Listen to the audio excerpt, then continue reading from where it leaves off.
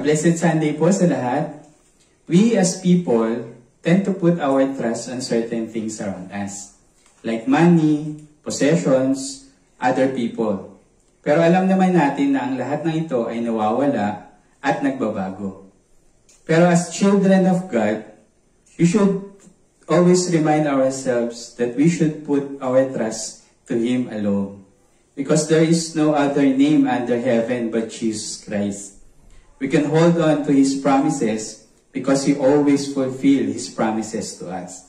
According to Romans 38:38 to 39, for I am sure that neither death nor life, nor angel nor rulers, nor things present nor things to come, nor powers, nor heights, nor depths, nor anything else in all creation will be able to separate us from the love of God in Christ Jesus our Lord.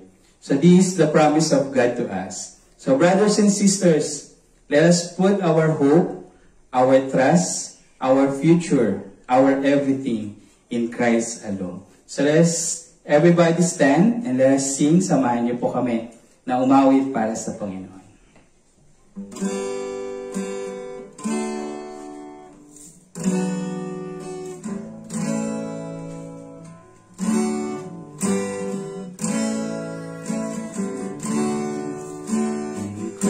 Alone, my hope is found.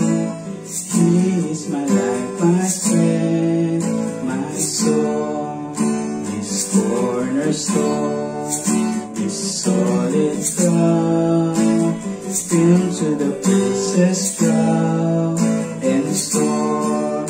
No heights of love, no depths of peace. When fears are still, when striving cease, my comforter, my all in all. Here in the love of Christ I stand.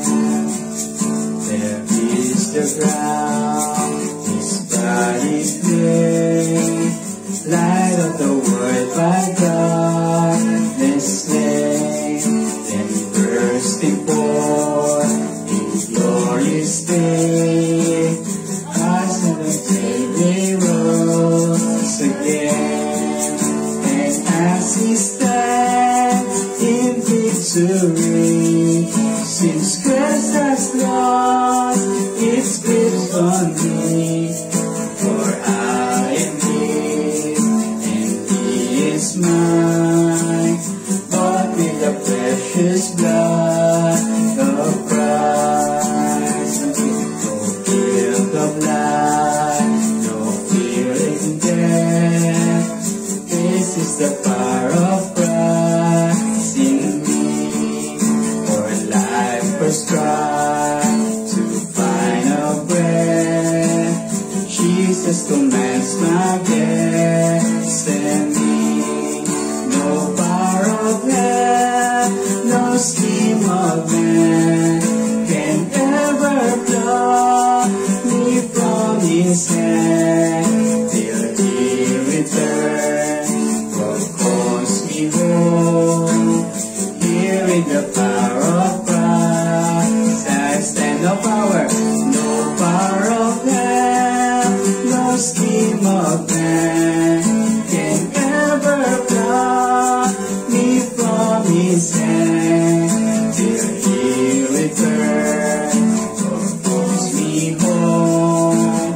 Here in the power of Christ I continue to declare.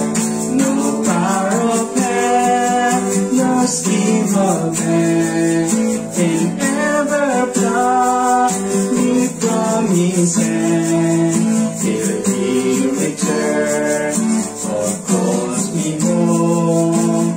Here in the power of Christ I stand. Here in the power of Christ I stand. Here in the power of Christ I stand. Let's continue to praise the Lord. Let's continue to put our hope in Christ alone.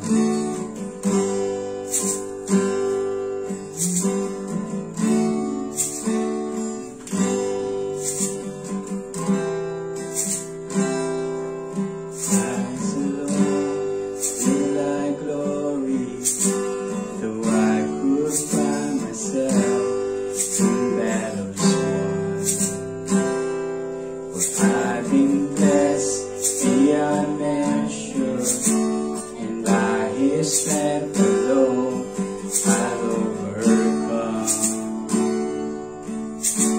And oh, I could stop and count successes like diamonds in my hands, but those trophies could not equal to the grace by which I stand in Christ alone.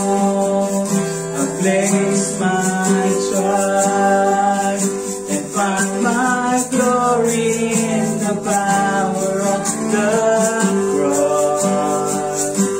In every victory, let it be said of me, my source of strength, my source of hope is Christ alone. Christ alone. In Christ alone do I glory, for only by His grace I am redeemed. For only His tender mercy will reach beyond my weakness to my need.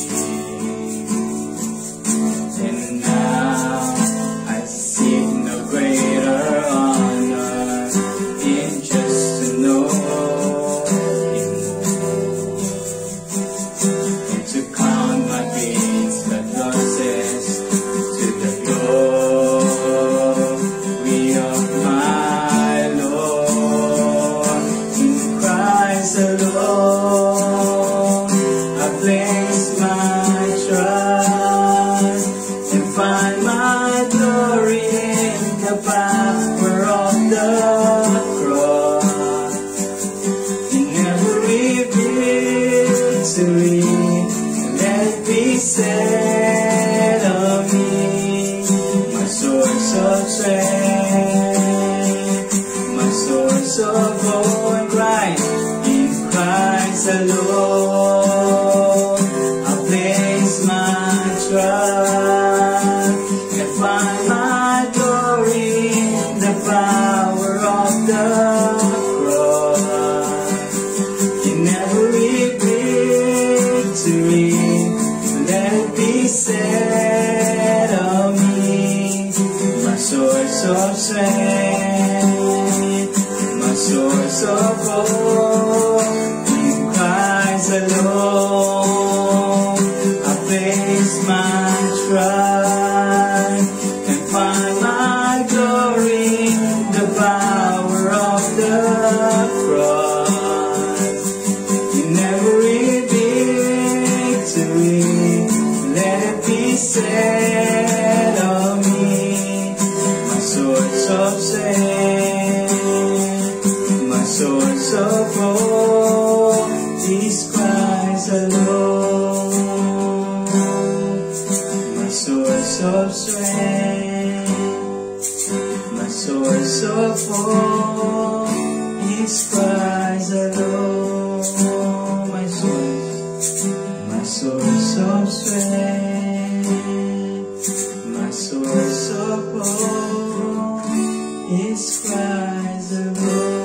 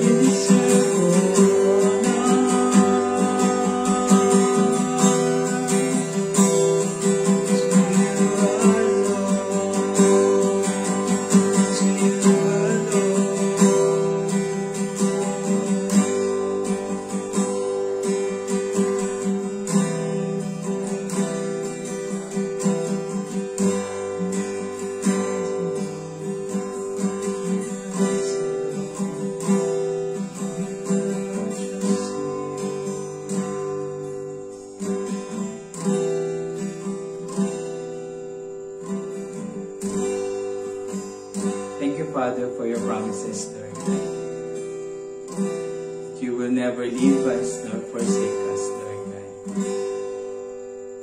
And no one can ever snatch us, Lord God, as in your hands, Father. Because you hold us, Lord God, dearly. Because you love us, Lord God. We thank you, Lord God, for your love. We thank you for your grace, Lord God. We thank you for your forgiveness. May we glorify you, Lord God, for who you are. Patuloy na samahan niyo kami, Panginoon, sa umagang ito, Father. As we listen to your word, speak to us, Lord God. Touch our hearts, Father. And may we give you glory and honor, Lord God, that you deserve with the life that we have, Lord God. We thank you, Father. We praise you, Lord Jesus.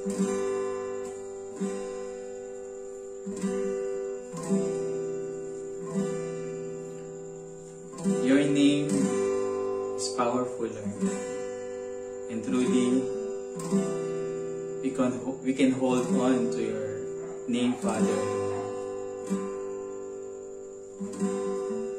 Because you are our strong tower, Father.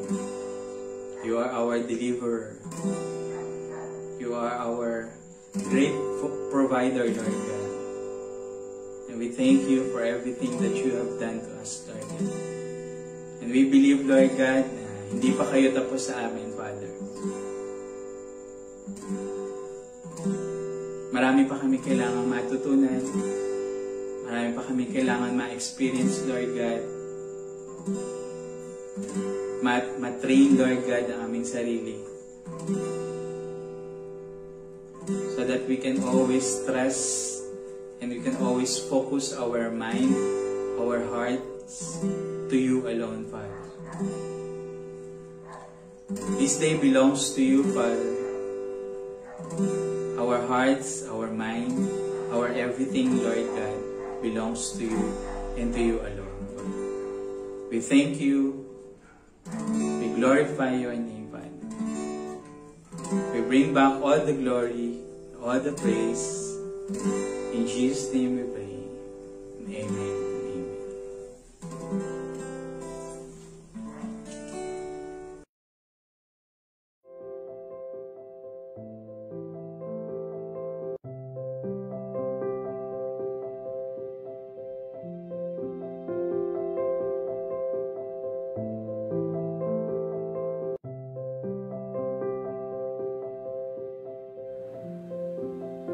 Magandang umaga po, A Blessed Church.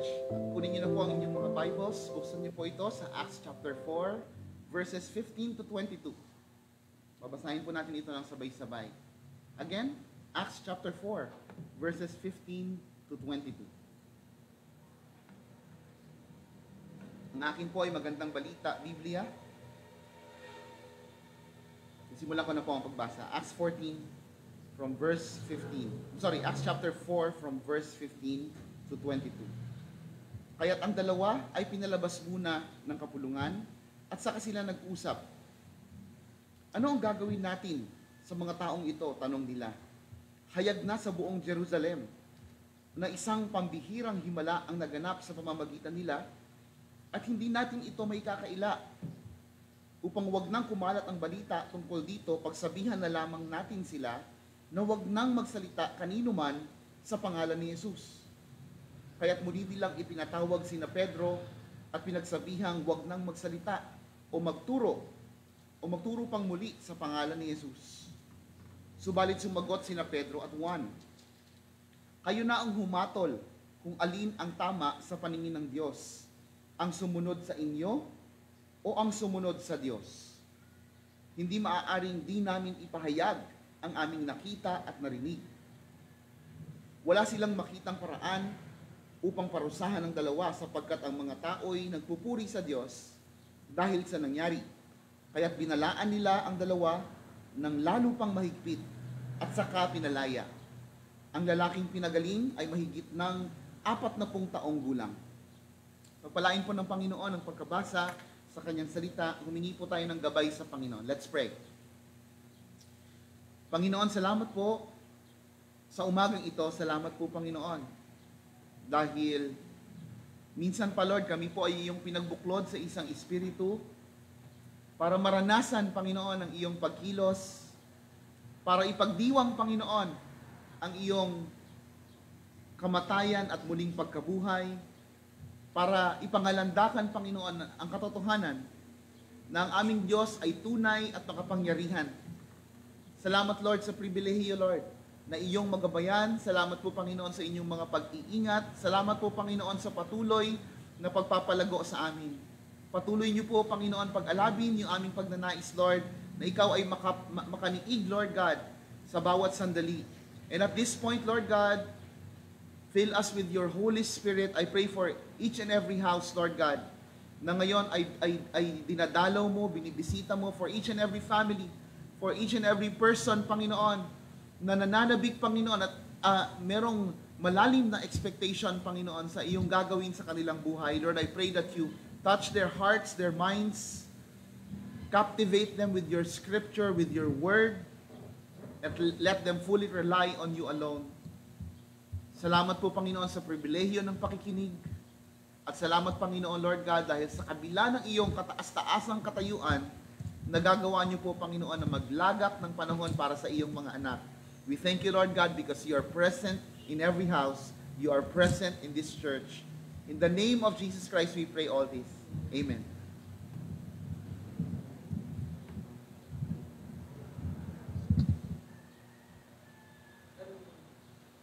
Okay. Magandang umaga po muli, a blessed church.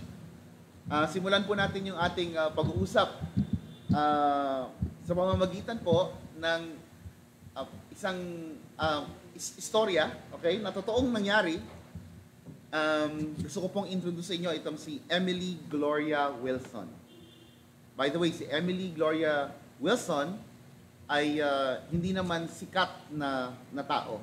Wala siyang posisyon sa lipunan, pero yung kanyang pinaglilingkuran na walang iba kundi si John Kenneth Galbraith ay isang sikat na ekonomista noong 1900s, early 1900s. Siya po ay kilala, siya po ay ginagalang, at merong mataas na tingin sa kanya, maging yung mga dignitaries during that time. So maraming mga may katayuan, posisyon sa lipunan ang tumatawag po kay John Kenneth Galbraith para magpakonsulta sa lagay po ng ekonomiya. So, isa po sa kanyang ang mga sinulat sa kanyang autobiography ay patungkol kay Emily Gloria Wilson. Patungkol po sa katapatan na ipinakita sa kanya ni Emily Gloria Wilson. Kasi isang beses po, mula sa isang nakakapagod na araw, umuwi po tong si John Kenneth Galbraith mula sa kanyang opisina. At pagod na pagod. At ang sabi niya kay Emily, Emily, kailangan kong matulog. Pwede ba, Emily, ikaw munang sumagot ng telepono? At huwag mo kong iistorbuhin. Pumayag naman si Emily bilang isang tapat na lingkod ni John Kenneth. Masaya siyang tinanggap ang kanyang tungkulin. Maya-maya lang po, nag-ring na yung phone. At ang tumatawag po ay walang iba kundi si Lyndon Johnson. Okay? He was calling from the White House. He's the president at that time. At ang sabi niya kay Emily, pakitawag si Ken Galbraith. Kailangan ko siyang makausap. This is Lyndon Johnson from the White House. At ang sagot po ni Emily sa kanya, Mr. President, ang sabi niya po sa akin, matutulog siya, hindi ko po siya pwedeng istorbuhin. At tumugon naman ng mabilis ang presidente. Ang sabi ng presidente, sabi ni Lyndon Johnson, well, gisingin mo. Sabihin mo sa kanya, this is Lyndon Johnson, the president, and I want to talk to him. Nakakamangha at nakakagulat po ang sagot ni Emily sa kanya. Ang sabi po ni Emily, no, Mr. President, I work for him, not you. Sorry, Mr. President, sa kanya ako naglilingkod at hindi sa'yo. At nung nagising na po, at nang magising na po itong si John Kenneth Galbraith, tumawag siya pabalik kay Lyndon Johnson, maybe ready to apologize doon sa nangyari. But then, to his surprise, tuwang-tuwa ang presidente. At sinabi niya kay John Kenneth, tell that woman, I want her here in the White House. So nagkaroon pa ng recruitment, ano? Sobrang tuwa ng presidente at nakita niya kung gaano ka-loyal at katapat itong lingkod na ito na si Emily. Gusto niya nang bigyan ng tungkulin, gusto niya nang i-recruit bilang kanyang empleyado sa White House. Well, mga kapatid, itong si Emily, being a housekeeper, understand one important truth. Alam niya kung kanino siya naglilingkod, at alam niya kung sino dapat ang susundin. Ang kanyang loyalty ay na kay Mr. Galbraith lamang. Hindi po ba? Napakagandang halimbawa ng isang katapatan, ng isang loyalty, ng isang pagsunod mula sa isang housekeeper kagaya ni Emily. Kaya lang po, sa ating kapanahunan, hindi po lahat ng tao ay natutuwa sa ganitong klaseng katapatan. Especially during our time, maraming tao hindi natutuwa sa katapatan ng mga Kristiyano, no? We are being called weird and a lot of negative or bad names dahil lang sa ating kagustuhan na sumunod sa ating master. So not all people take pleasure in the obedience of the faithful. Many of them, katulad po ng mga Sanhedrin, katulad ng council na nagpa-aresto kay Peter and John, do not honor one's loyalty and obedience, especially if they belong to Christ.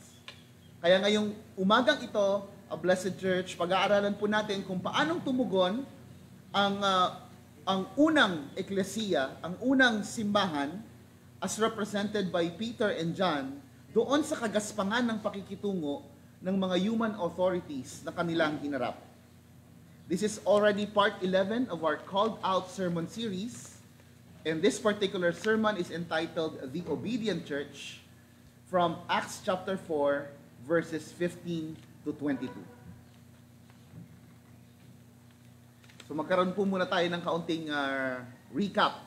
Okay, reviewin po muna natin yung mga napag-aralan po natin last Sunday. Okay? So, remember po, Peter and John were detained and they were tried by the council. Sila po ay, pagkatapos po ng isang napakagandang miracle, kamangha-manghang himala na ipinakita ng Diyos sa pamamagitan ni Apostle Peter, hindi na po sila nakauwi. Sila po ay dinetain na overnight at pinatawag sa council chamber, sa hukuman ng Sanhedrin para litisin, para i-examine. Okay? And during this process, we also read that the council recognized the courage and wisdom of the apostles. Okay? They have no idea about the source of their courage and wisdom. Walang iba kundi ang banal na Espiritu, the Holy Spirit. So, hindi naging mahirap para sa kanila na kilalanin o mahalata na parang may kakaiba kay Apostol Pedro at kay John. Bakit sila sobrang tapang at bakit sobra silang witty? Bakit, saan ang gagaling ang kanilang dunong? Samantalang itong mga ito ay mga karaniwang tao lamang. Okay? So magpapatuloy po tayo sa ating pag-aaral, karugtong pa rin ng himala na naganap dito sa lalaking lumpo simula pagkabata, no? Na namamalimos doon sa the beautiful gate. So let's continue on by looking at two opposing responses to authority. Okay? Let's start with our first point for today, mga kapatid. Hopefully, ready ang inyong mga pen and paper, mga notebook o yung mga markers para meron po kayong babalikan kapag ito po ay inyong kinailangan sa inyong buhay. I'm sure that time will come. Okay? So, first let's talk about the ungodly denial of divine authority. Okay, again, the ungodly denial of divine authority. Okay, let's read from verses 15 to 18 of our main text. This time, babasahin po natin sa New Living Translation. So they ordered Peter and John out of the council chamber and conferred among themselves. What should we do with these men? They asked each other. We cannot deny that they have performed a miraculous sign, and everybody in Jerusalem knows about it. But to keep them from spreading their propaganda any further, we must warn them not to speak to anyone in Jesus' name again. So they called the apostles back in and commanded them never again to speak or teach in the name of Jesus. Okay? Nakaharap sa isang matinding suliranin itong council o itong Sanhedrin. Let's first talk about the council's dilemma. Pag sinabing dilemma, mga kapatid, problema. Okay? Ano itong problema? Ano itong suliranin na nahaharap dito sa mga religious leaders na ito? So they were in a dilemma. Kahit po anong gawin nila, kahit anong pihit ang gawin nila sa sitwasyon, sila po ay trapped. Hindi po nila maitanggi ang katotohanan na ang himala ay totoo. Na talagang may naganap na himala kasi yung nakatanggap ng himala ang mismong ebidensya na nakatindig sa kanilang harapan. So they can never deny na, ano lang yan, usap-usap lang yan, kwento-kwento lang yan, because the exhibit A is there. Yung ebidensya mismo ay nasa kanilang harapan. The healed man is in front of them. Okay?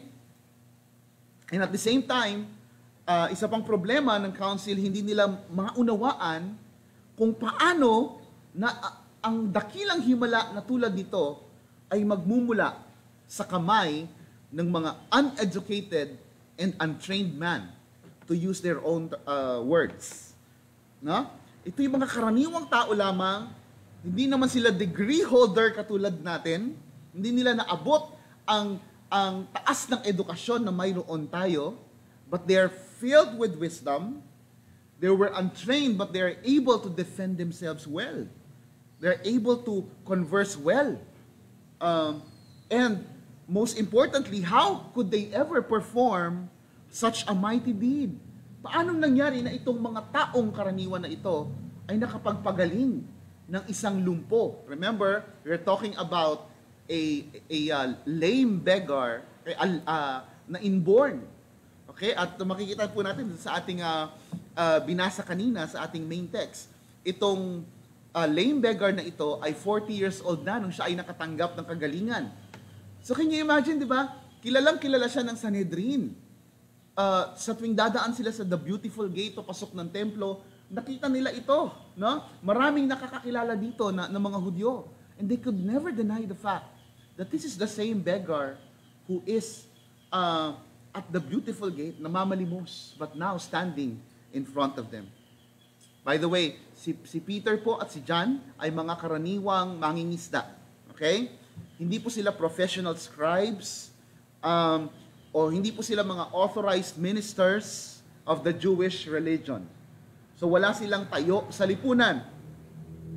At higit sa lahat, sila po'y disipulo ni Jesus na taga Nazareth, na sa pananaw ng mga miyembro ng Sanhedrin, at this point ay patay na. Naintindihan po natin kung ano ang tumatakbo sa isipan ng Sanhedrin, paano itong mga taong ito ay ubod ng runong, and at the same time, nakagawa ng himala katulad nito. So, the council took notice of the courage and confidence of Peter and John.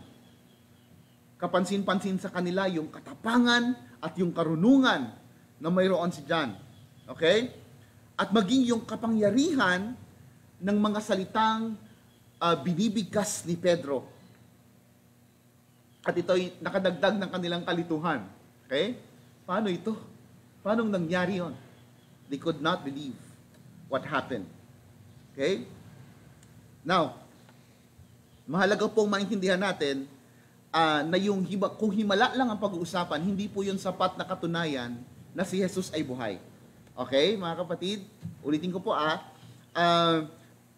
the miracle was not proof of the resurrection of Christ or even of the truth of Peter's message.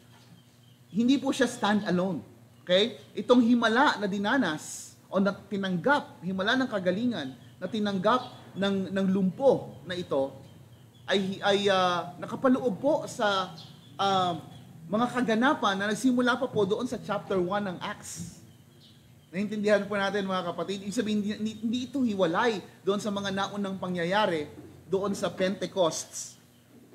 This is still within that context of Christ's message to His church. Okay? Kasi kung yung himala lamang ang pagbabatayan, pwedeng isipin ng matatalinong miyembro ng Sanhedrin na, well, ano naman yan pwede namang hindi si Kristo yan.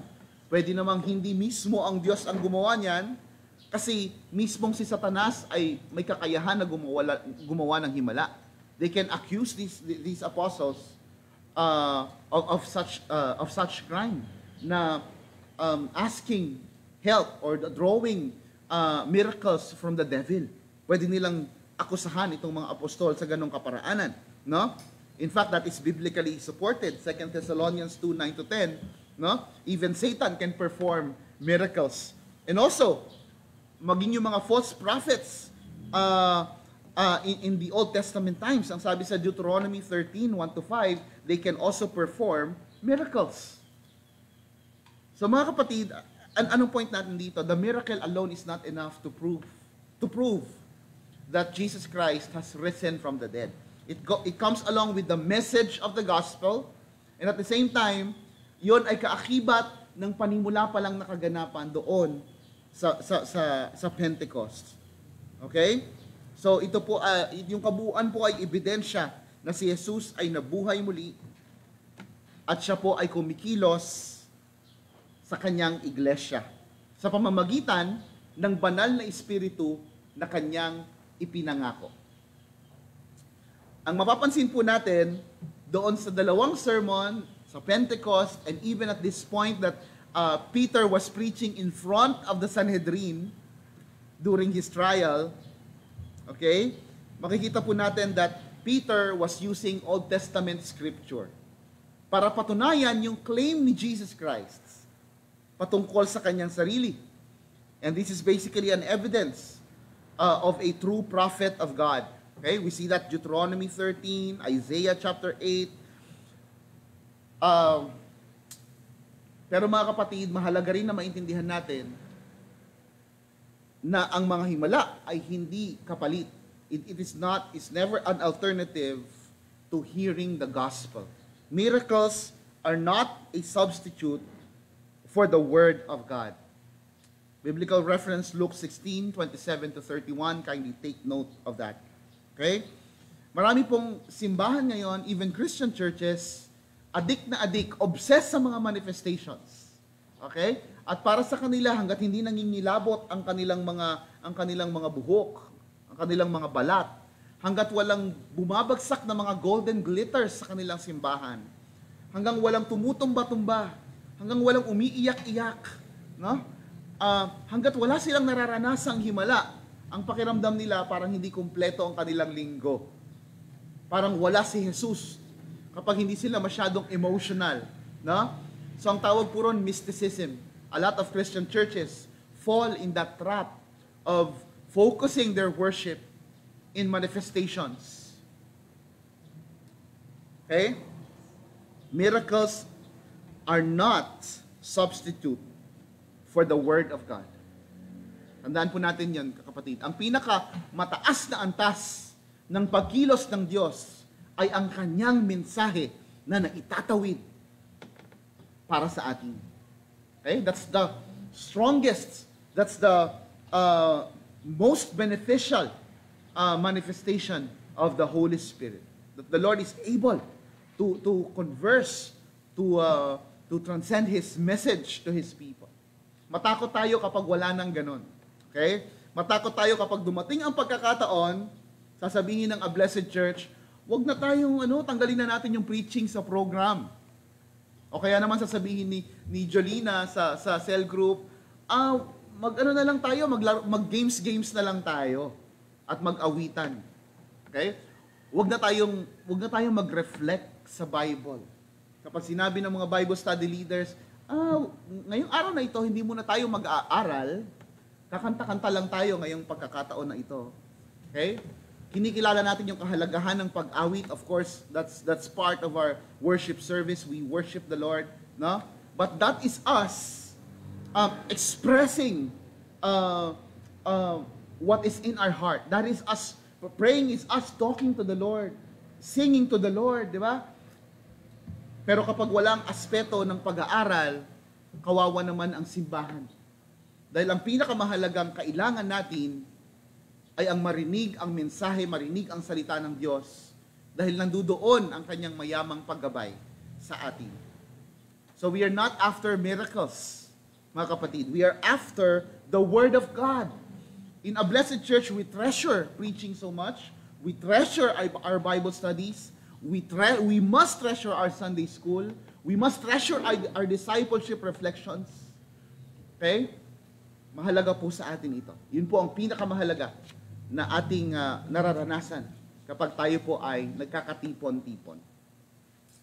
A fellowship is not a fellowship without the study of God's Word.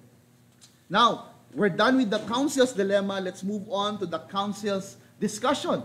So ito po ang problema, nakaharap sa kanila, paanong nangyari ito, na ang mga karaniwang tao ay nakapagpagaling, na itong mga karaniwang taong ito ay karurunong. How are they able to stand in confidence for themselves? Anong naging usapan po ng council? Let's talk about that council's discussion. Okay? Ang nakakalungkot po dito, ang council o itong Sanhedrin, they're not after the truth. They're not concerned about seeking the truth. They're not really examining the truth. Just like many people of today, maraming tao ngayon, they're not after the truth. No? They have their own version of truth. Okay? But rather, these people, this council, is seeking for some way to avoid the truth.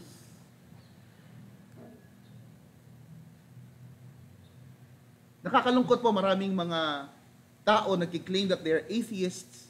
Sabi nila, they don't believe in God. At marami silang atake patungkol sa Biblia, but these are the same people, no?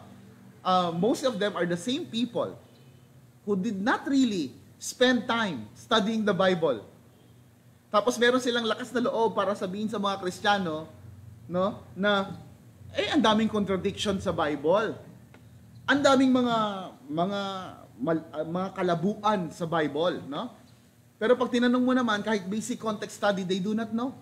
No? Nakuha lang nila sa internet, Bible contradictions, without really caring, without really carefully examining kung yung kanilang interpretation ba ay tama o hindi. They're not after the truth, mga kapatid. They're not after the study of God's Word. They just wanted to avoid the truth. Because the truth will attack their lifestyle. Because the truth will definitely disturb their conscience. Okay? Pero itong council na ito, itong Sanhedrin na ito, kung sila ay naglagak ng panahon, nagbukas ng kanilang kagustuhan para i-examine, para suriin itong ebidensya na nakaharap sa kanila, definitely they must have ended up being a Christians too. Malamang na-convert din sila bilang mga follower ni Jesus Christ. But that did not happen because they're not after the truth. They wanted to avoid the truth. So sa kanilang pride, sa kanilang hardness of heart, okay, they do not want to listen to the truth. At ang nakakapagtaka dito, kapatid, even sila, they acknowledge that Peter was speaking in confidence and in wisdom. Okay? His words are powerful. Hindi po ba? Pero despite that acknowledgement, and despite the lame beggar that is now standing in front of them, despite those evidences, meron pa rin silang lakas ng loob na iwasiwas ang katotohanan. Ganun po talaga kapag ang puso ay matigas. Ganun po talaga kapag hindi handang tanggalin ang korona sa kanilang mga ulo. Kapag walang pagnanais na ibaba ang sarili sa harapan ng Diyos. Now, ilan po sa mga chief priests na naririto at mga elders na part ng council, okay, ay nakaranas na ng ganitong problema. Okay? Natatandaan niyo po ba kung ano? This is basically similar dilemma na kanilang hinarap during the Passover festival. Kung kailan nilitis nila si Jesus. So this is not new. Okay? This is a different person. Before it was Jesus, now it was Peter and John, no? But this is the same situation basically. We see that in Matthew 21, 23 to 27. So this is the same council that never learned. Okay, hindi sila natuto. And the council's response, next slide tayo. The council's response is proof that miracles alone can never convict or convert the lost sinner. Only the Word of God can do that. And we see a lot of biblical references. Some of it are John 11, 45 to 53, Acts chapter 14, verses 1 to 20. So anong sinasabi sa atin mga kapatid? Ito ay pruweba na kahit ang pinakadakilang himala na makita ng tao ay hindi sapat para palambutin ang puso ng isang tao. Kinakailangan ng pagkilos ng banal na espiritu at ang proclamation ng salita ng Diyos, proklamasyon ng salita, kapahayagan ng salita ng Diyos para ang isang puso ay magbago. Okay? So we're done with the dilemma and their discussion. Okay, nag-usap-usap sila.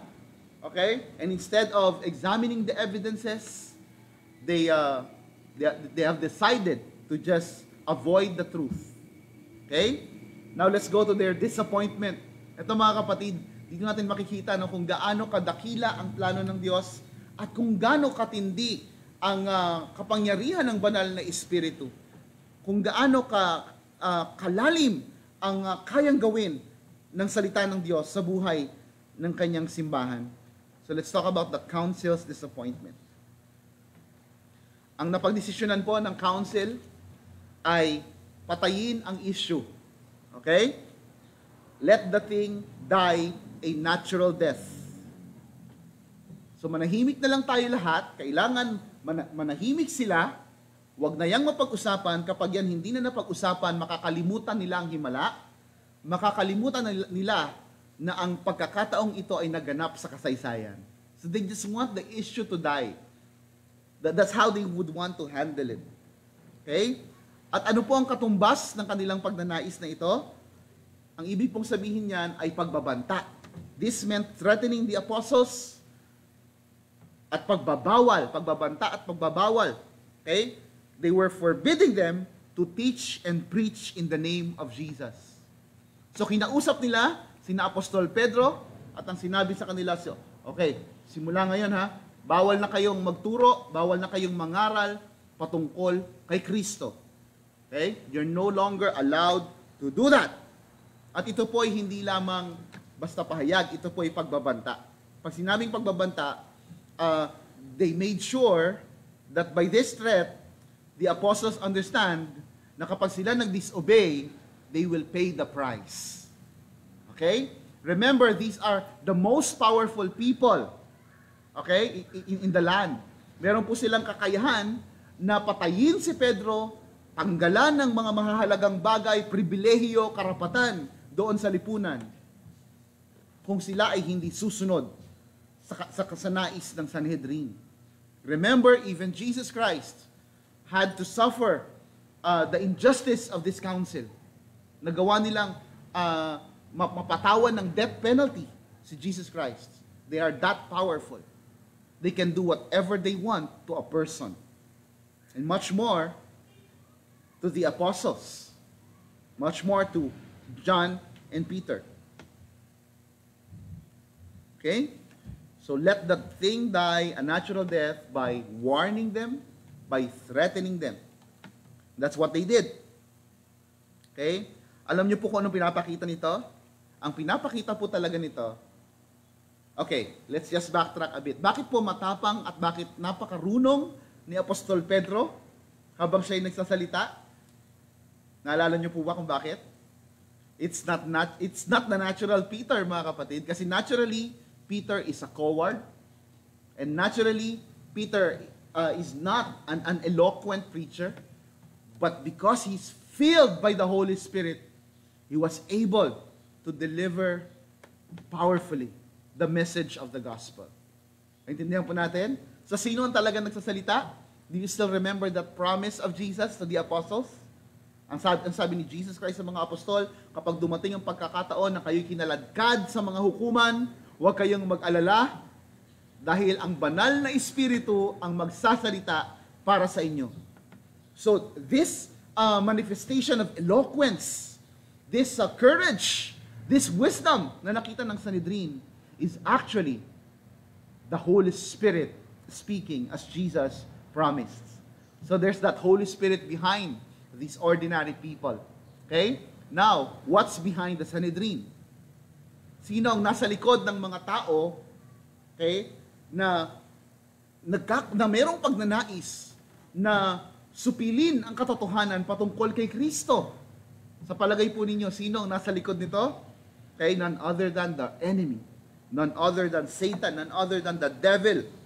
Okay? So, itong kaganapang ito, itong pagpupulong na ito ng Sanhedrin is basically a proof that the enemy fears the witness of the church. Naintindihan po natin? Takot po ang kaaway sa kayang gawin ng Panginoon sa pamamagitan ng simbahan. If you are a Christian, you ought to understand you are a threat to the devil. Okay?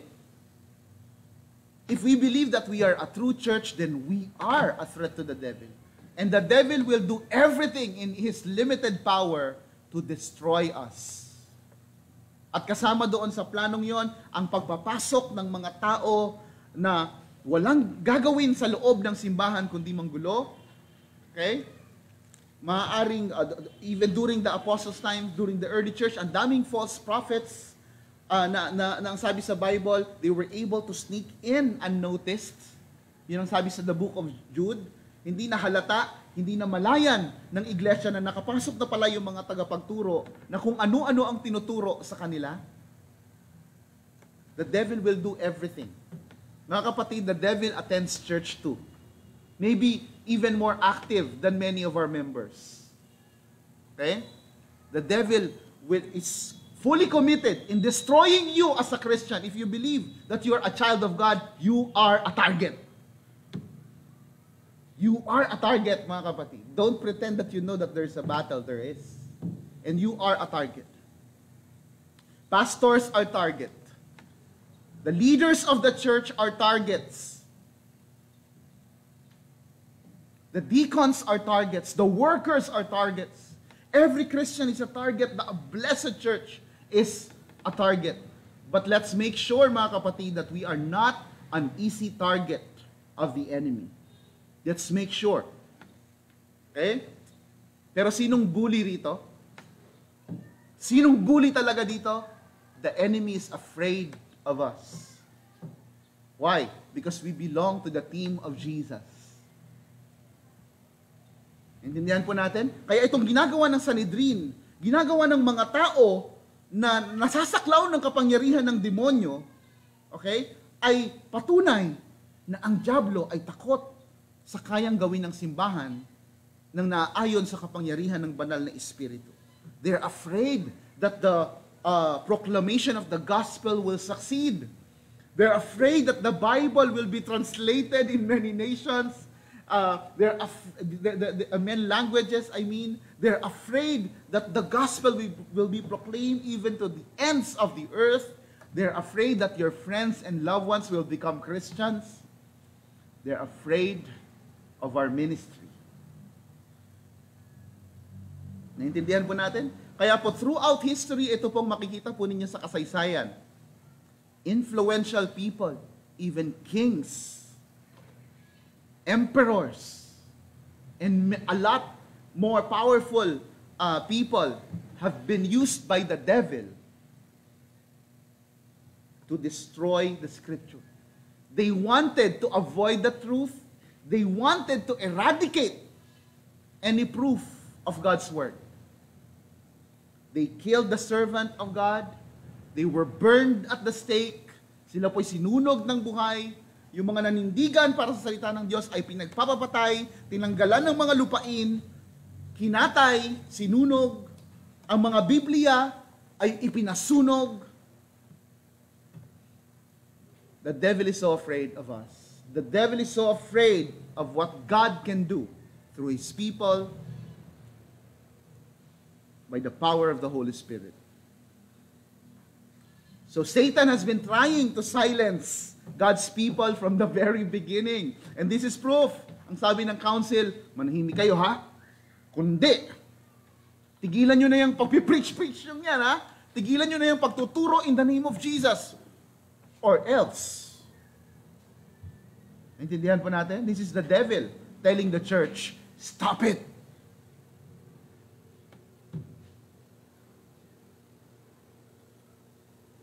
Sad to say, ang totoo po niyan mga kapatid, maraming pagkakataon din naman na nagtagumpay ang kaaway sa buhay ng maraming Kristiyano. They want Christian silence, and many Christians chose to be silent for the truth. Why? Because Christians now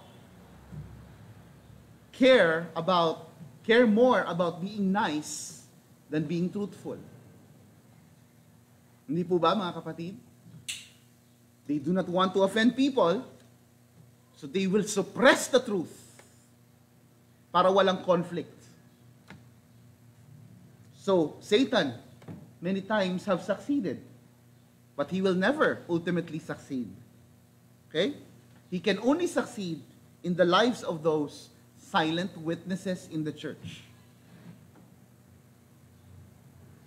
Kahit po itong existential philosopher na si Albert Camus, ito po ang kanyang pananaw. Sabi niya, what the world expects of Christians is that Christians should speak out loud and clear in such a way that never the slightest doubt could arise in the heart of the simplest man. So the world, even this philosopher, expects Christians to be loud and clear, to speak out, to proclaim. Ayaw po ng council na ito na maipangaral ang mabuting balita, ang katuruan ni Kristo. Kaya lang, ang nakakatuwa at nakakamangha, habang pinipigilan nila ang gospel message na ma-proclaim, lalo itong lumaganap. Nakikita po natin? I hope by this time we understand that no kings, not even the most influential people in the land can stop the gospel from being proclaimed. No one, not even the most influential, strongest person on earth, can stop God's plan from being fulfilled. And for that we rejoice, mga kapatid. Kung babalikan po natin, nag-start po ang kasaysayan ng iglesia dun sa mga naunang talata ng Book of Acts. Nag-start lang naman po, merong 120 people, mga kalalakihan na nananalangin. Mga kalalakihan at kababaihan, all 120 of them praying in the upper room. Makikita po natin yan sa Acts 1. At ano pong naging kasunod noon? The church increased to more than 3,000 during the Pentecost. 3,000 people got saved. And now, because of this miracle that God has performed through the apostles, ano pong makikita natin? Umakyat po ng 5,000 disciples ang napabilang sa iglesia. At sa mga sumunod po, natagpo ang makikita po natin sa Acts chapter 5, 14, and even in chapter 6, verse 1 and verse 7, okay? believers were the more added to the Lord, multitudes both of men and women. So the Lord added to their number day by day. So taliwas sa kagustuhan ng Sanhedrin na matigil na ito, manahimik na ito, at mabumalik na tayo sa normal, labas doon sa pangangaral ng Ebanghelyo, lalo itong lumaganap at dumami ng dumami ang mga Kristiyano. This is the work of the Holy Spirit in the lives of Christians. This is the power of the Holy Spirit manifested in the proclamation of the gospel by the church. Satan's attempts to silence the church only led to a stronger witness to the Lord. Next slide. The ungodly has a deliberate way of responding to truth. Matututunan po natin yan, mga kapatid. Kahit sa iyong personal na buhay, mga kapatid, makakakita ka ng mga manlilibak, mga taong galit sa Diyos, although maaring hindi nila sasabihin sa iyo ng diretsahan na galit sila sa Diyos, but their intent, but their way of responding to the truth is hostile. So ano pong ginagawa ng mga ungodly? Una, they deny the truth, just like the Sanhedrin. They're not interested in your truth. They just wanted to avoid it. They do not want to hear the truth. Okay? So they will avoid the truth. And after avoiding the truth, they attempt to suppress the truth. Kasi alam nila, time and time again, makakasalubong nila ang katotohanan. Maririnig nila ang katotohanan. So, hindi na sila kontento na iwasan lamang ito, kundi pigilan ito.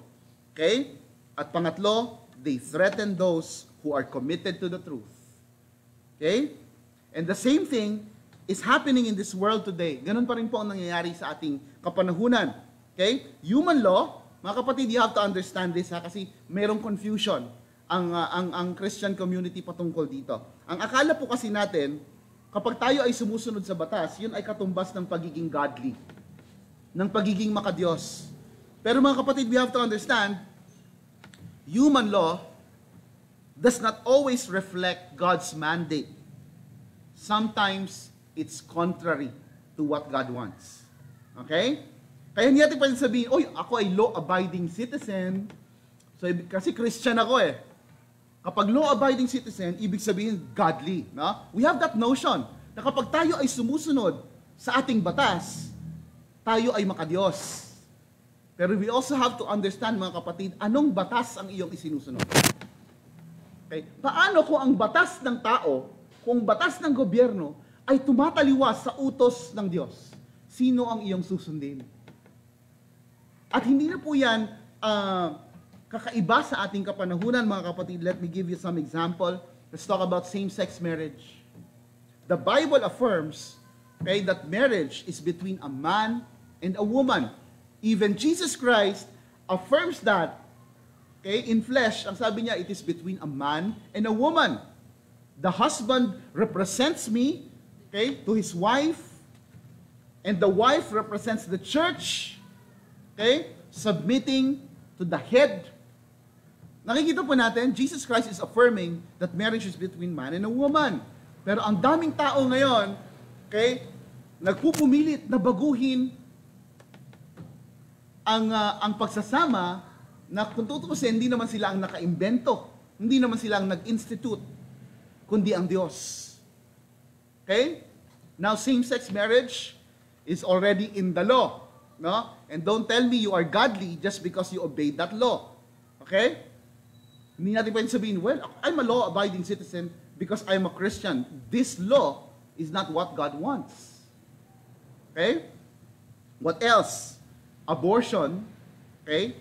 Or I would rather say, murdering babies are now lawful.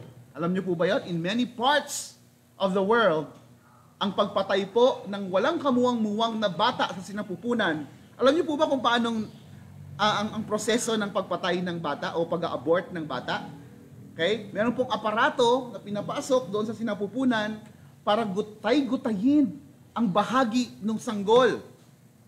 Nung ako po ay college, meron po akong napanood na video sa aming humanities class, pinapanood po sa amin ng aming professor, kung saan pinapakita po kung ano talagang totoong nagaganap sa loob ng sinapupunan kapag ang isang sanggol ay ina-abort. Ang pamagat po ng video na yon, I'm not sure kung yun ay available sa YouTube, mga kapatid. Ang tawag po rin sa video na yon, ang title ay The Silent Scream. Kasi hindi mo maririnig, wala kang maririnig na sound, pero makikita mo yung buka ng bibig ng bata sa sinapupunan na sila'y naghuhumiyaw sa sakit na kanilang nararamdaman. When you abort a baby, ginugutay-gutay mo sila sa loob sa pamamagitan ng isang aparato. That's what we do. But now it's legal. And some Christian groups, questionable Christian groups, are even rejoicing. In fact, there are pastors, a community of pastors who went to an abortion clinic in America para i-dedicate yung lugar. Naintindihan po natin kung gaano kalala ang ating kapanahunan, mga kapatid. No? But this is also lawful. You want to be a law-abiding citizen, you support abortion. No? But does that make you godly? No. That does not make you godly at all. What else? Gambling is legal. No? And not every law is established for the benefit of the citizens. Alam niyo po ba yon? Even sa Philippines, no? Ang daming batas na lumalabas ngayon, ang daming pauso na mapapakamot ka na lang. Bakit nila naisip yon? Sa dami ng dapat nating harapin, bakit yun ang kanilang naisip ipasa? No? Bilang batas. Many of our laws today are oppressive to the poor. Now, you may claim that you are a law-abiding citizen, but if the law that you're following is oppressive to the needy, oppressive to the poor, ang ibig sabihin nun, kapatid, you may be a law-abiding citizen, obedient to the government, obedient to the law, but not necessarily obedient to Christ. Because Christ hates oppression. Yun po ang dahilan kung bakit tinaob niya ang mesa doon sa templo. He is angry at oppression. Yun po ang dahilan kung bakit merong batas sa Old Testament na in-establish si Yahweh para masiguro na ang mga maghihirap, ang mga balo, ang mga musmos o ang mga fatherless ay maiingatan at maaalagaan. The Lord hates oppression, mga kapatid. Okay? So, dapat maliwanag yun sa atin, mga kapatid, ha? Yung pagiging law-abiding citizen natin ay hindi katumbas ng ating pagiging godly. Okay? Hindi ko kayo ini-encourage na sumuway sa batas. Ang sinasabi ko sa inyo, a blessed church, tingnan natin kung ang batas ay naaayon sa salita ng Diyos. And then we choose kung sinong susundin. Okay? Ang pagsunod po sa batas sa ating kapanahunan ay hindi na po pamantayan ng katuwiran. Sometimes, it's the contrary. So, obeying government-mandated, being a law-abiding citizen, let me just reiterate, does not always equate to godliness. Yung pagsunod natin sa gobyerno, sa mga government-mandated laws, does not always please God. Hindi lahat ng batas natin ngayon ay kalugod-lugod sa Diyos. Plenty of time, we are compelled to choose kung sinong susundin. Now, let's talk about the second point, mga kapatid. It's our second and last point for today. So we're done talking about the ungodly denial of divine authority. Now let's talk about the godly defiance of human authority. Siguro nagtatanong kayo, paano naging godly yung defiance o yung hindi pagsunod sa human authority? Hindi ba gusto ng Diyos na tayo sumusunod sa ating gobyerno? Of course. But there are moments when we have to defy authority to please the Lord. Let's talk about it. From verse 19 to 22, sabi, but Peter and John replied, do you think God wants us to obey you rather than Him? We cannot stop telling about everything we have seen and heard. The council then threatened them further, but they finally let them go because they did not know how to punish them without starting a riot. Natatakot po sila na kung sila ay bibigyan ng parusa, magwawala yung mga nagpupuri sa Diyos dahil sa himalang naganap. Okay? Let's continue. For everyone was praising God for this miraculous sign, the healing of a man who had been lame for more than 40 years. So taliwas sa inaasahan ng Sanhedrin, pinili ni Pedro na magpadala sa kanilang pananakot, na magpadala sa kanilang pagbabanta. Okay? All of us need to follow Peter's example and make our decisions on the basis of, is it right? And not, is it popular? Or, is it safe? So kapag tayo gumagawa ng desisyon, ang tanong po, dapat ay, ito ba ang tama? Or to be more specific, ito ba ang nais ni Kristo? Hindi natin tinatanong, ito yung desisyon ng marami. Naku, kung ba't ako tataliwas? Number is power. Bakit pa ako, sabihin nila, walang pakisama. Okay? O kaya naman, ito yung desisyon na walang masyadong magagalit eh. Di ba? Ito na lang kasi safe to, walang bashers. Okay? Intindihan po natin? And this is the reason why, kung meron po sa inyo na nananalangin, darating ang pagkakataon siguro, ilan po sa inyo itatawagin din para maging pinuno ng ating simbahan, no? Isa sa mga bagay na haharapin mo, you have to be ready in making unpopular decisions. Okay? As much as you want to please people, no? Ang ating paglilingkod po ay para sa kalwalhatian ng Diyos lamang. No? Yun po ang kailangan nating maintindihan. So, if you're not ready for that challenging situation, then you're not ready for leadership as well. Now, mga kapatid, sa ating pagsuway sa mga batas na tumataliwas sa nais ng Diyos, kailangan nating siguruhin na hindi lang tayo tumataliwas dito, hindi lang tayo nagde-define ng human authority dahil sa mga mahunang kadahilanan. Ang ibig sabihin, kapatid, kapag tayo nanindigan sa isang bagay, dapat back up tayo ng katuruan ng Diyos. Okay? So, hindi natin pwedeng sabihin na ayoko sundin yan, pero wala naman tayong scriptural basis kung bakit ayaw nating sundin ng isang bagay. Intindihan natin? So, we have to always be backed up by the Word. Okay? Bago tayo mag-take ng stand against the authority of the government, kailangan masiguro natin at alam natin kung anong sinasabi ng Biblia patungkol sa isang batas, patungkol sa isang issue na ating kinakaharap. So alam po ni Pedro, kay Peter knew what the Lord had commanded the believers to do. This is very basic. Kasi sa chapter 1, if you still remember, ang sabi sa kanila ni Jesus Christ sa Acts 1:8, balikan po natin yon. Acts 1:8, ang sabi, subalit tatanggap kayo ng kapangyarihan pagbaba sa inyo ng Espiritu, at kayo'y magiging mga saksi ko sa Jerusalem, sa buong Judea at sa Samaria, at hanggang sa dulo ng daigdig. So alam nila na sila ay binigyan ng tungkulin ni Kristo, at sila ay magiging saksi. And that involves the proclamation of the gospel. They would have to tell that powerful story about Christ. Okay? That's the mandate of Christ.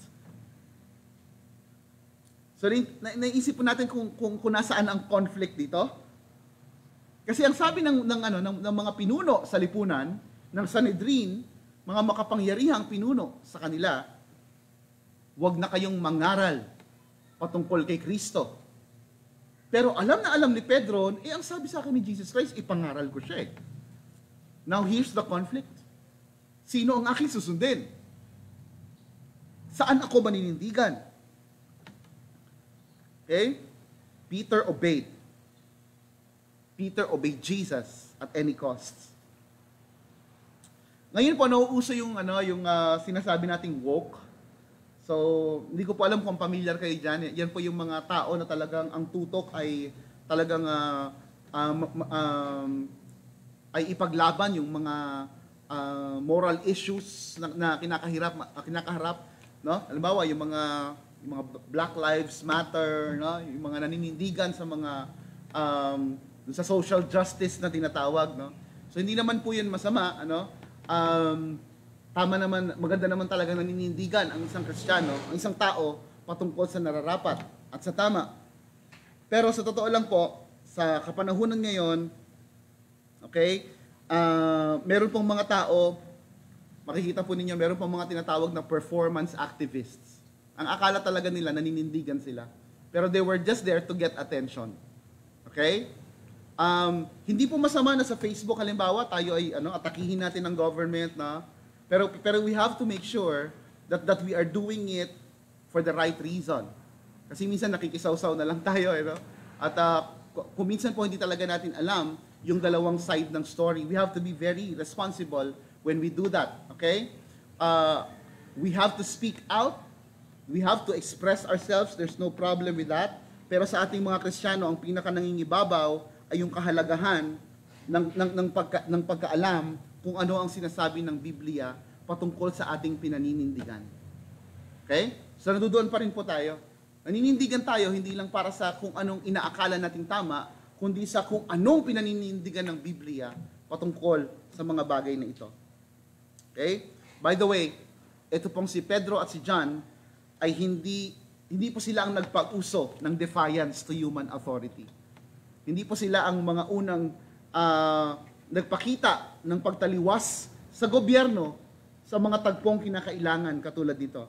Okay? Marami po tayong listahan, mahaba po ang listahan ng Biblia patungkol sa mga tinatawag nating mga dedicated, conscientious objectors. Okay? Let's go ahead and talk about that. Sa Exodus 1, makikita po natin yung the Jewish midwives. Ano sa Tagalog yung midwives? Yung mga nagpapaanak, di po ba? Kumadrona. Yung mga magulang ni Moses, we see that referencing to Hebrews 11:23. Si Daniel, in Daniel chapter 1, at saka Daniel chapter 6, at saka yung tatlong kaibigan po ni Daniel, naalala niyo po ba? Si Shadrach, Meshach, at Abednego. See that in Daniel 3. Okay? Kapag tinignan po natin ng records, biblical records particularly, we discover the biblical principles by which they operated. Okay? Hindi lang po sila nakabatay sa kanilang opinion. Ito ang tama eh. Paano mo nasabi niya ng tama? Well, sa tingin ko, yun ang tama. No, they're not like that. Lahat po ng kanilang paninindigan, itong mga nabanggit kong ito, ay bilang pagsunod sa nais ng Diyos. Okay? Now let's talk about it. Una po, itong mga taong ito, itong mga objectors na ito, biblical objectors na ito, objectors presented to us in the Bible, first, they had a message from God that could not be questioned. So meron silang mensahe mula sa Panginoon na hindi kayang i-question. Okay? So unang-una po, itong mga midwives, pati po yung mga magulang ni Moses, no? Alam po nila na masama ang pumatay ng bata. Okay? At dahil alam nila kung na masama ang pumatay ng bata, okay? That God hates the murder of babies. Ano pong nangyari? Kahit po sino pa ang magsabi, kahit makapangyarihan pa nagsabi, they ended up choosing to obey what God wants. Okay? Pangalawa, si Daniel at saka yung kanyang mga kaibigan, Daniel and his friends. Okay? Alam nila na ipinagbabawal sa kanila ng Diyos bilang mga Hebrew. Okay? Bilang mga Israelites, it was wrong for them to eat food that were offered to idols. At ayaw rin ng Diyos na sila'y nagbabow down to idols in worship. Kaya kahit sabihin ng king na sila'y lumuhod, na sila'y kumain ng pagkain ng mga iniaalay sa Diyos-Diyosan, hindi po nila ginawa. Why? Because they know, they have a concrete message from the Lord about this issue. Okay? So Peter and John, alam po nila na they were under orders from their master. Merong sinabi si Jesus Christ, ipangaral nyo ang mabuting balita to the ends of the earth. Yan po ang sinasabi sa atin, di po ba? at magiging sobrang mali, magiging kasalanan, magiging pagsuway ng todo kung ang susundin nila ay ang nais ng Sanhedrin na sila ay manahimik. So, lahat ng mga taong ito na ating pinag-uusapan, they were faithfully obeying a clear word from God and not just following some selfish or personal whim or preferences of their own. Handaan po natin yan, mga kapatid. Okay? Now, let's go to the second. Bukod pa dito, their convictions touched every area of their lives. Their conviction touched every area of their lives. Ang ibig pong sabihin, lahat ng kanilang ginagawa ay naaayon sa kanilang panuntunan patungkol sa Diyos. Okay?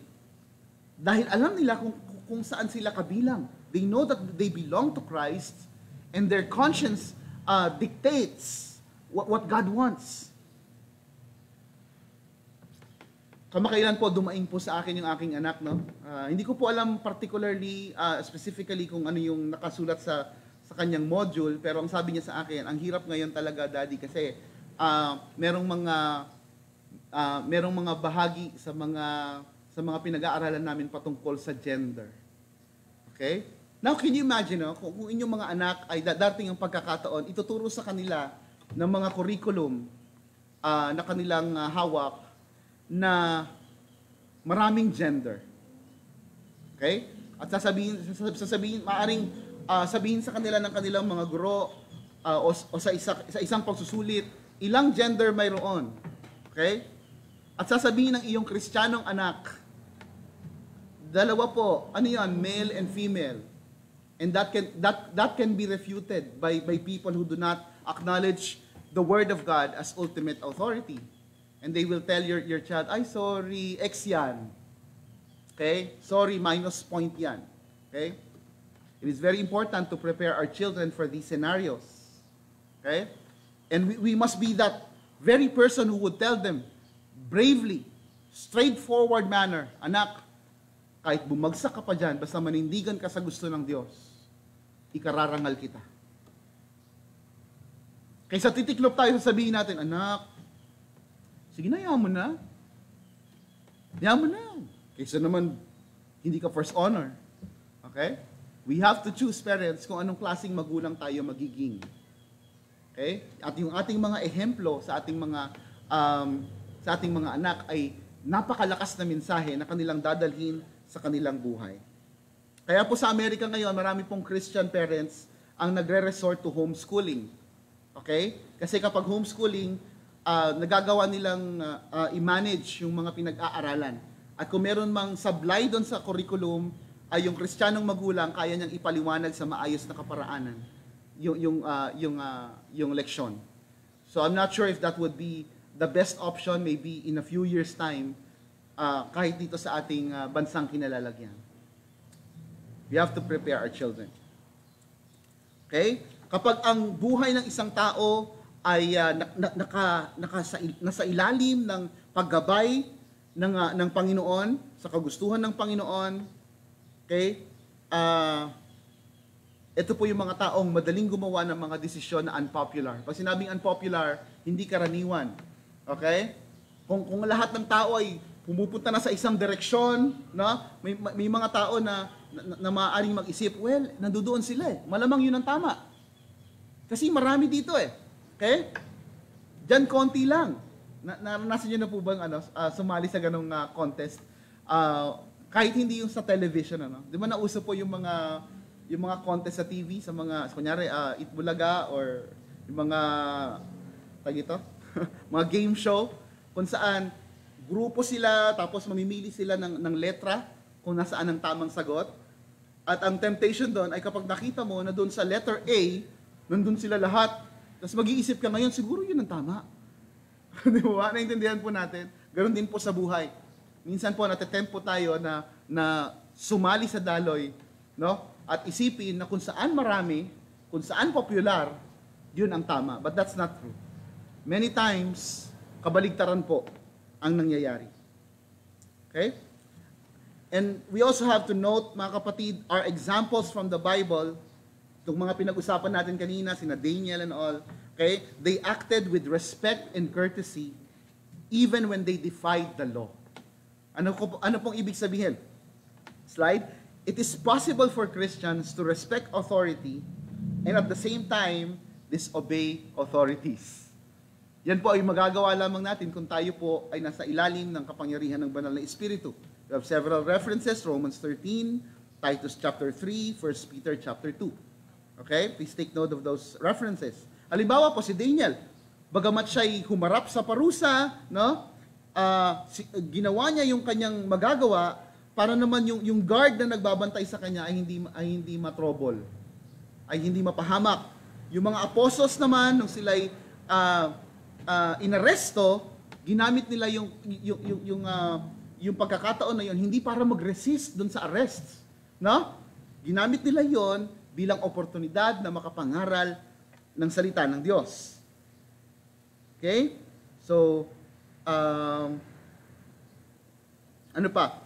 Of course, ang pinaka mataas na halimbawa natin ng unjust suffering ay walang iba kundi si Jesucristo, no, na dapat nating tularan. We have that in 1 Peter chapter 2 verses 13 to 25. Now, ano pong tinuturo ni Jesus? Tinuturuan pa tayo ni Jesus patungkol sa kung anong ibig sabihin ng makatuwirang protesta. Okay? What is a righteous protest? Alam niyo po ba ang tawag sa atin ng iba ay Protestants?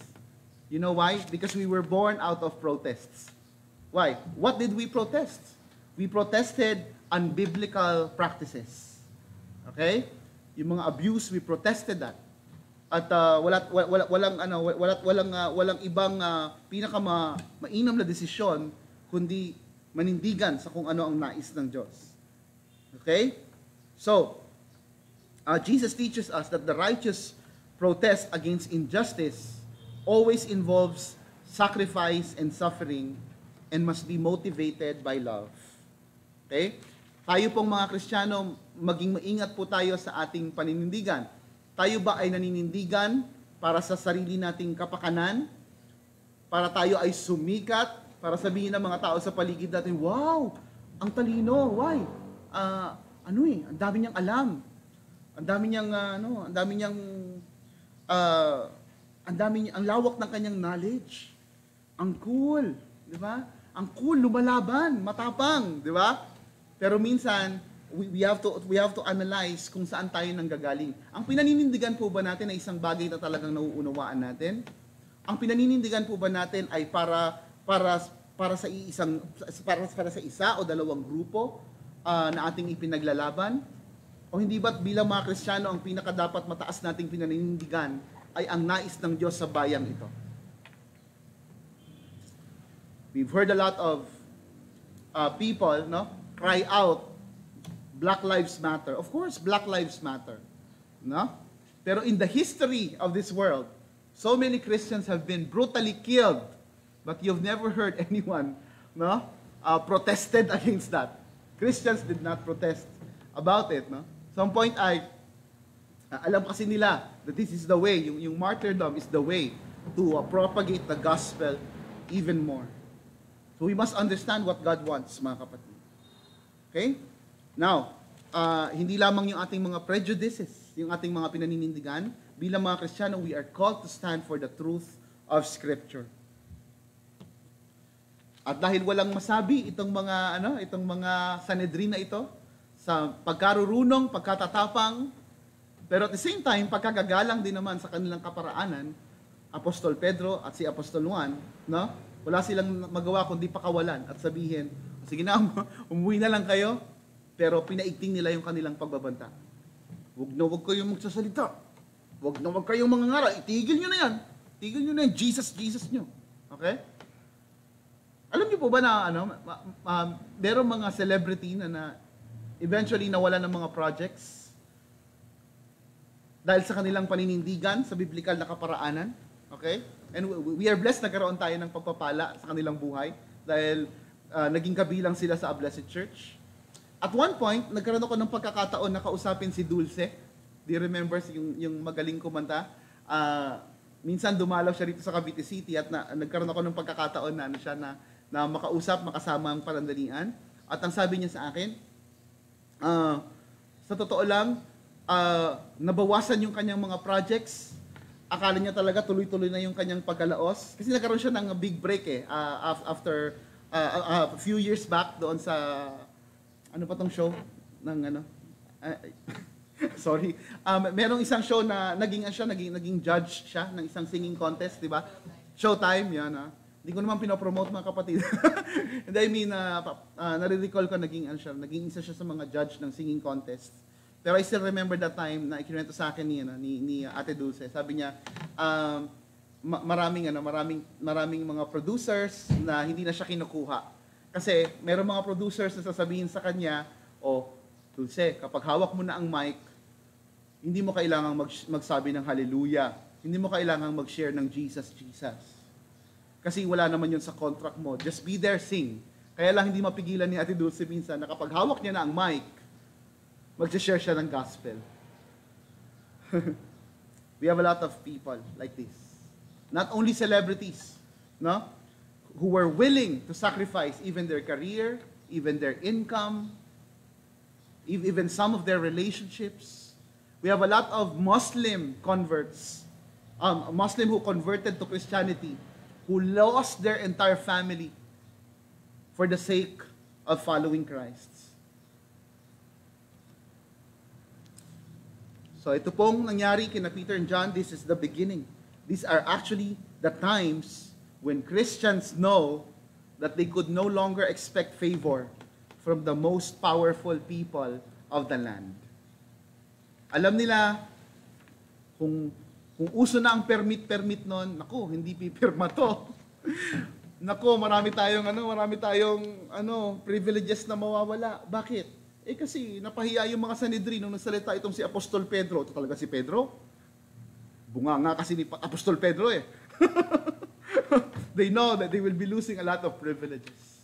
This is the start of persecution.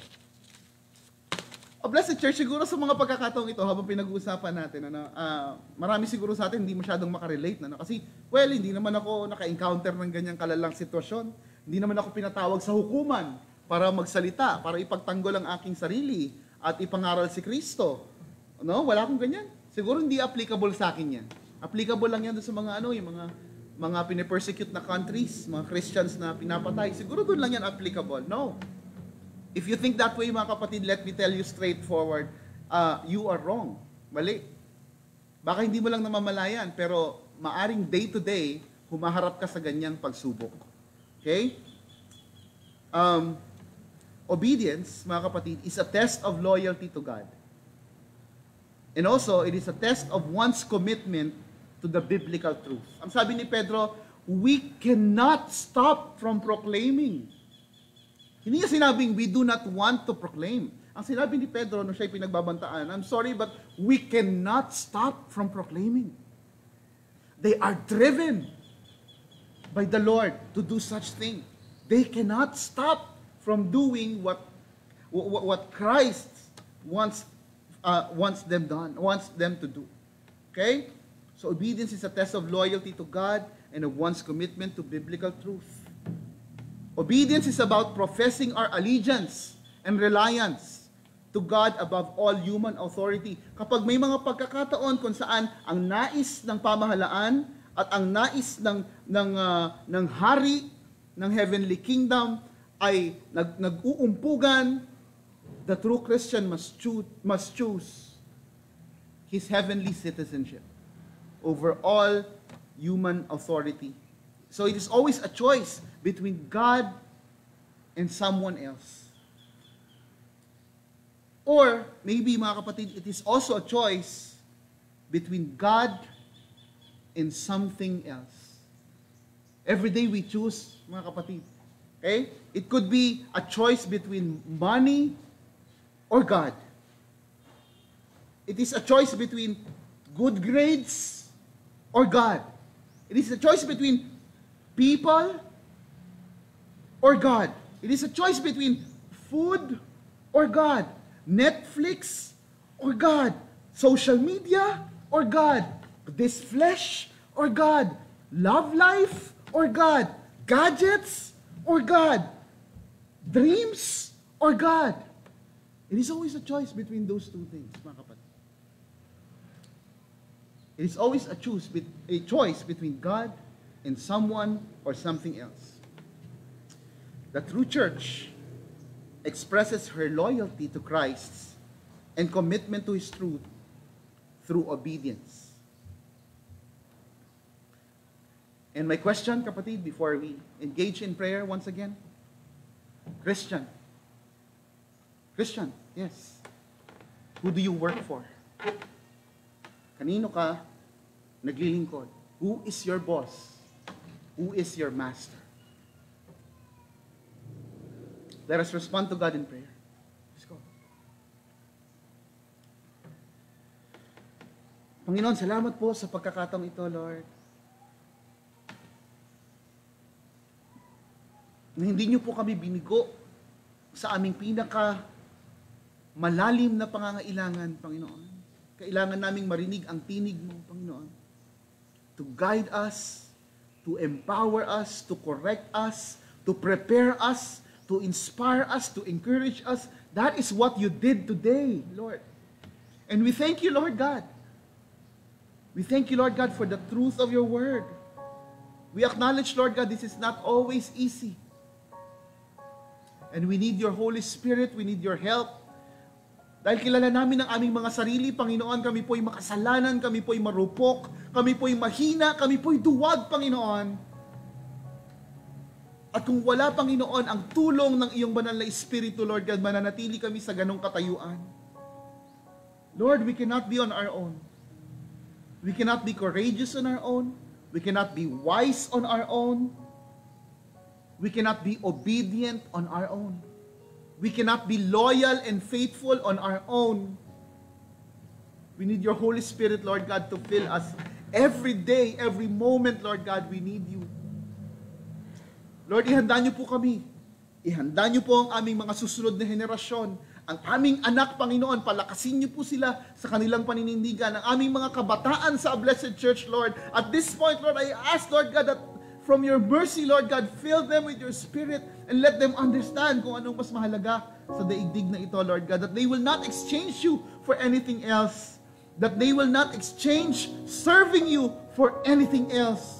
That they will not exchange your presence, Lord God, from anything else in this world. Thank you for this opportunity to be guided and to hear from you today. In the name of Jesus we pray. Amen.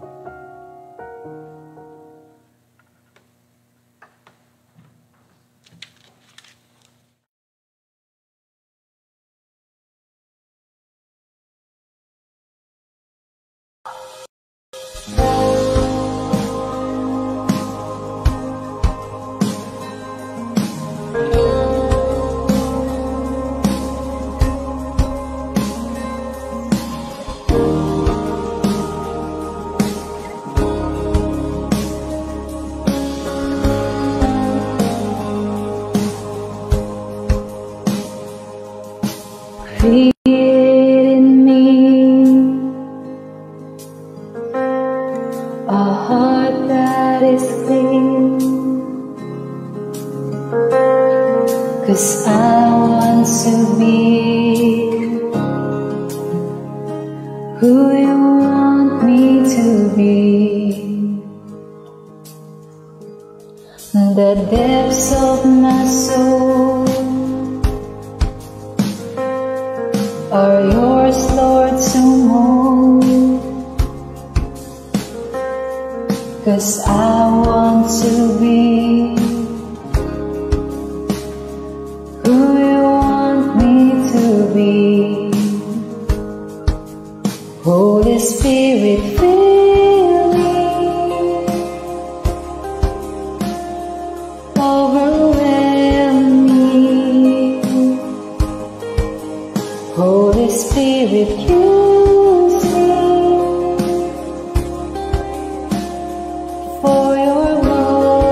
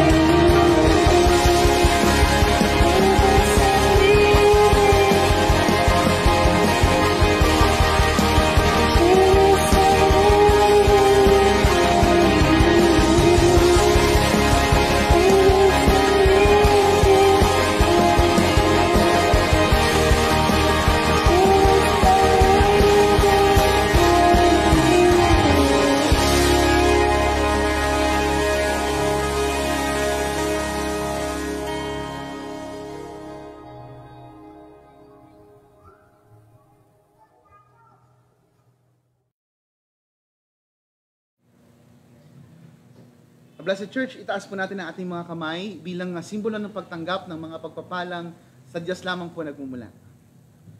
Sa Kanya na makapag-iingat sa inyo upang hindi kayo magkasala at makapaghaharap sa inyo ng walang kapintasan at may malaking kagalakan sa Kanyang kaluwalhatian sa iisang Diyos na ating tagapagligtas sa pamamagitan ni Hesukristo na Panginoon natin.